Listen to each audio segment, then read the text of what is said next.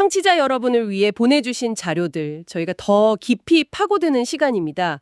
오늘은 정말 한 편의 영화 같은 역사의 페이지를 펼쳐볼까 하는데요. 네. 바로 3세기 동아시아입니다.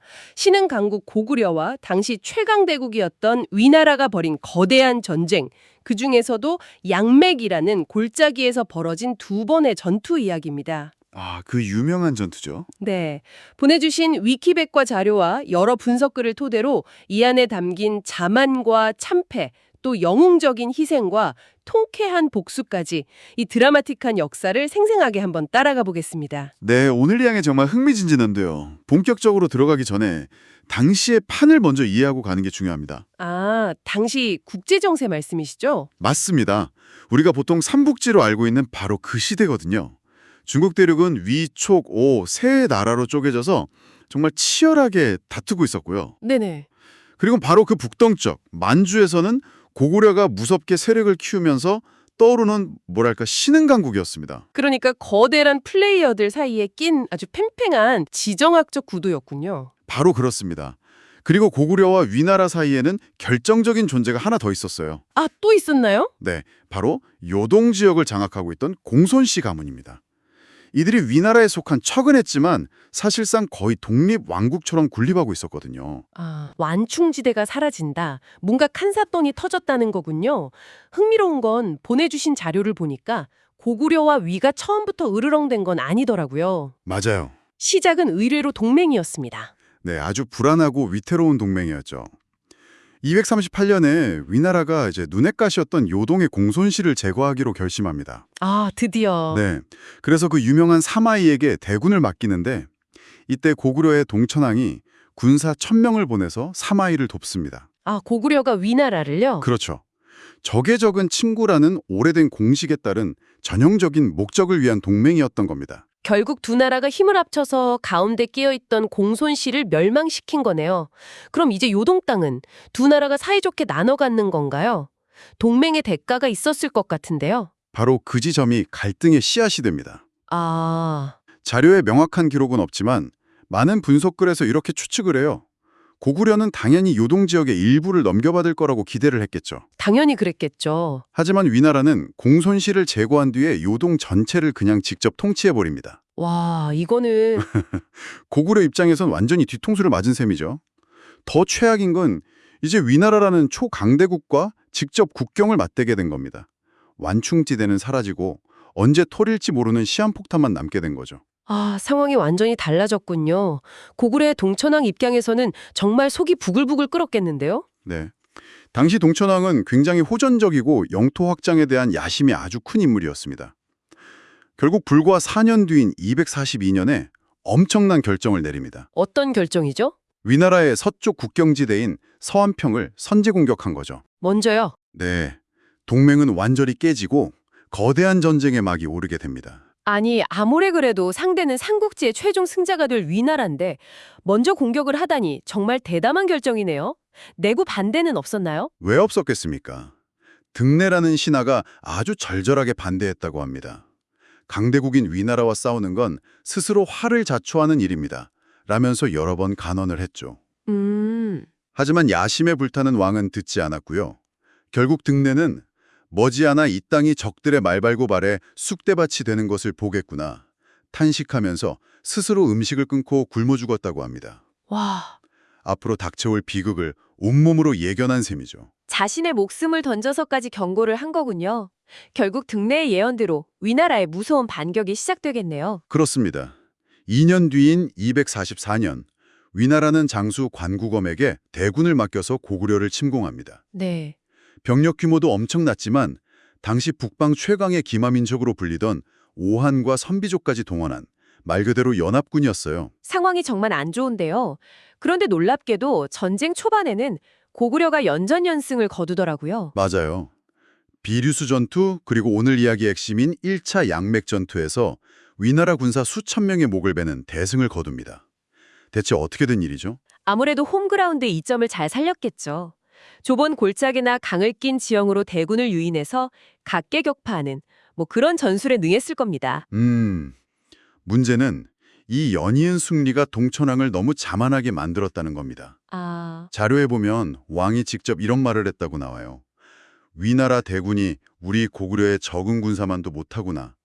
관구검 따위의 목숨이 이제 내 손에 달려있다. 저런 전형적인 사망 플래그 같은 대사인데요. 이런 자만심이 항상 비극을 부르던데. 정확합니다. 바로 그 자만이 모든 것을 무너뜨립니다. 연이은 패고의 약이 오른 관구검이 전술을 바꿔요. 어떻게 바꾸죠? 군대를 방진이라는 형태로 재편성합니다. 이건 이제 창과 방패를 든 보병들이 사각형 모형으로 빽빽하게 뭉쳐서 거대한 고슴도치처럼 버티는 진영이거든요. 기병에게는 최악의 상대겠네요. 그렇죠. 고구려의 주력은 강력한 철기병, 즉 온몸을 철갑으로 두른 중장기병이었는데 이 방진을 정면으로 뚫기는 거의 불가능에 가깝습니다. 그렇군요. 관구검은 이 방진을 단단히 치고 오히려 고구려군을 도발하면서 끌어들입니다. 자만에 빠진 동천왕은 고구려 최정예 철기병 5천을 포함한 주력 부대 2만 명을 이끌고 2만 명이요? 총공격에 나섭니다. 그리고 그 결과는 고구려 역사상 최악의 참패였습니다. 얼마나 처참했나요? 2만 명의 군사 중에 1만 8천 명이 전사하거나 흩어졌습니다. 1만 8천 명이요? 왕은 겨우 1,000여 명의 기병을 이끌고 수도인 환도성을 향해 필사적으로 도망치는 신세가 됐죠. 그야말로 군대가 공중분해된 겁니다. 거의 전멸이네요. 자랑하던 철기병이 왜 그렇게 무력하게 무너졌을까요? 단순히 방진 때문만은 아닐 것 같은데요? 아주 좋은 질문입니다. 그 부분은 잠시 후에 15년 뒤에 복수전과 비교하면서 더 깊이 파고들면 아주 재미있을 겁니다. 네. 어쨌든 이 패배로 모든 게 끝났습니다. 245년에 기세가 오른 관구검의 군대는 고구려 수도 환도성까지 밀고 들어와서 성을 불태우고 철저히 파괴합니다. 왕은 더 동쪽으로, 더 북쪽으로 계속 쫓기는 신세가 되고요. 국가가 사실상 멸망 직전까지 간 겁니다. 수도가 함락되고 왕이 쫓기는 신세면 이건 거의 끝난 거나 다름없는데 이걸 어떻게 뒤집죠? 여기서 어떤 반전이 있었던 건가요? 바로 그 절체절명의 위기에서 역사에 이름도 제대로 남지 않은 영웅들이 등장합니다. 영웅들이요? 자료에는 2명의 인물이 비중 있게 다뤄지는데요. 바로 미루와 유유입니다. 미루와 유유? 어떤 활약을 했길래 나라를 구한 영웅으로 기록된 거죠? 먼저 미루는 왕이 도망칠 시간을 벌기 위해 결사대를 조직합니다. 그리고 위나라 추격군의 길목을 막아서서 말 그대로 죽을 각오로 싸우죠. 이들의 필사적인 저항 덕분에 동천왕은 겨우 추격을 따돌리고 한숨 돌릴 수 있었습니다. 미루 자신도 온몸에 부상을 입고 쓰러졌지만 나중에 동료들이 발견해서 겨우 목숨을 건졌다고 해요. 정말 충신이네요. 하지만 시간을 버는 것만으로는 위나라 대군을 물리칠 수는 없었을 텐데요. 그래서 유유는 훨씬 더 극적인 그리고 비극적인 방법을 택합니다. 어떤 방법이죠? 그는 왕에게 이렇게 말합니다. 제가 지금 위나라 군대에 거짓으로 항복해서 그들을 방심시키겠습니다. 그 틈을 타서 왕께서는 탈출하십시오. 그리고는 정말로 식량을 들고 위나라 진영으로 찾아가 거짓으로 항복을 해요. 잠깐만요. 거짓 항복을 해서 적진 한가운데로 스스로 들어갔다고요? 이건 정말 목숨을 내놓은 거잖아요. 맞습니다. 위나라 장수들은 항복한 유유를 의심 없이 받아들여서 잔치를 벌입니다. 유유는 음식을 바치는 척하면서 적장에게 접근하죠. 그리고 식기를 나르는 쟁반 밑에 숨겨두었던 비수를 뽑아들어서 그 자리에서 위나라 장수의 심장을 찌릅니다. 그리고 자신도 곧바로 달려든 병사들에게 살해당하죠. 세상에, 이건 정말 영화의 한 장면이네요. 한 사람의 이런 희생이 정말로 거대한 군대의 발목을 잡을 수 있었던 건가요? 그 효과는 엄청났습니다. 총지휘관은 아니었지만 추격 부대를 이끌던 핵심 장수가 눈앞에서 암살당하자 위나라군 전체가 대혼란에 빠집니다.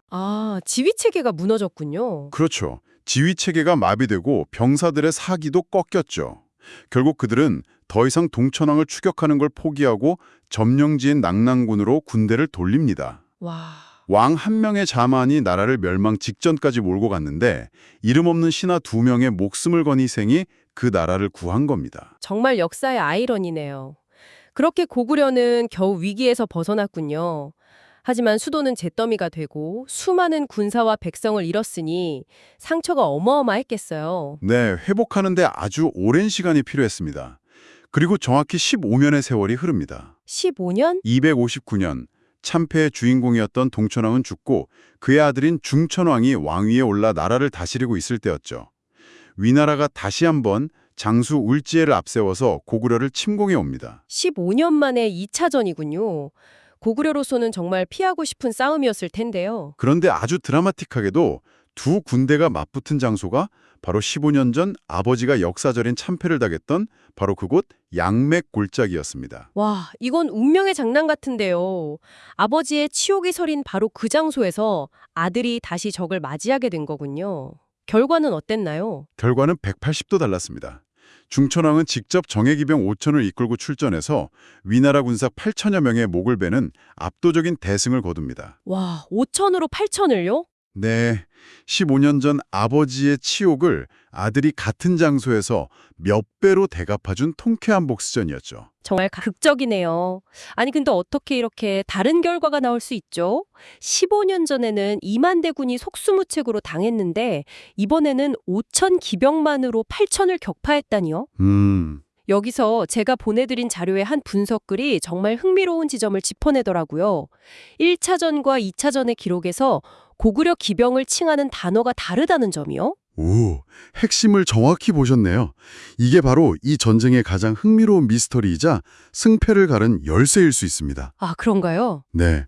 1차전 때 동천왕이 이끌었던 부대는 철기, 즉 쇠철자를 써서 철갑으로 무장한 중장기병으로 기록되어 있습니다. 네네. 그런데 15년 뒤 아들 중천왕이 이끈 부대는 정기, 정의 정자를 쓴 정예기병으로 표현됩니다. 그냥 강한 기병이라는 뜻으로 비슷하게 쓴 게 아닐까요? 그게 그렇게 중요한 차이인가요? 많은 학자들과 분석가들은 이게 아주 중요한 차이라고 봅니다.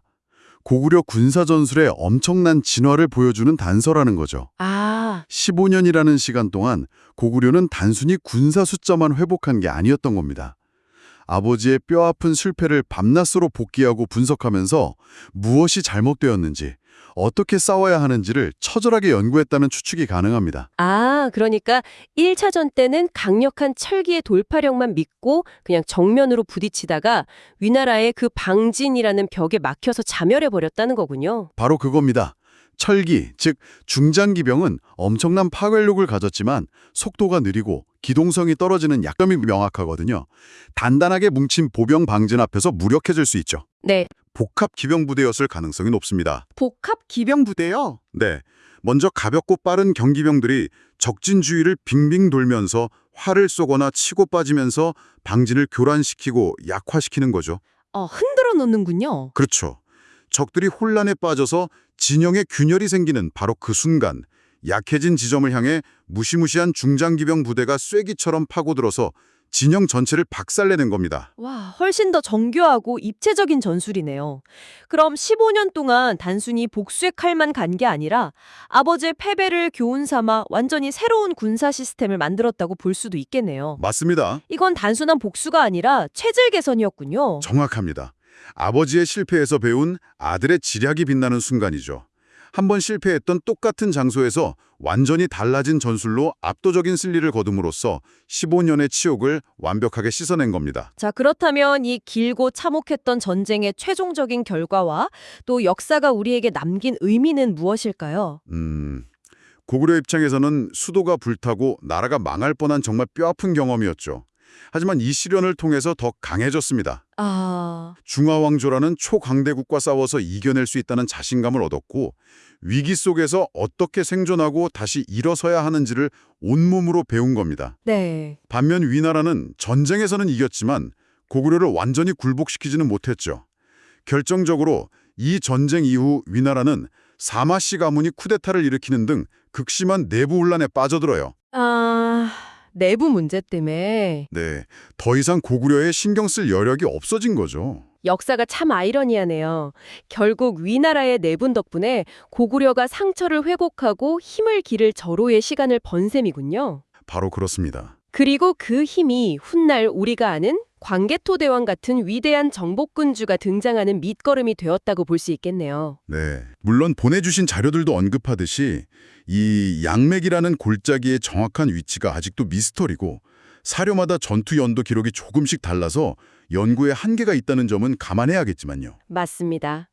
고대사라는 게 늘 그런 퍼즐 조각을 맞춰나가는 과정이니까요.